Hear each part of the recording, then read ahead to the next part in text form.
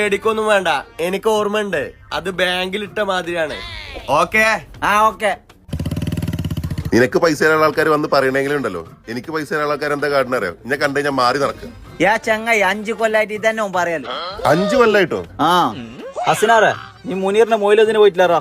ഞാൻ പോയപ്പോ അവിടെ ബീഫ് എല്ലാം കഴിഞ്ഞിരുന്നു. ഞാൻ പിന്നെ ദാളും ചോറും തിന്നിട്ട് ഞാൻ വന്നു. ഓന് ജീവിച്ചിരിക്കുമ്പോ എന്റെ മനുഷ്യന്മാർക്ക് ഒന്നും കൊടുക്കലില്ല.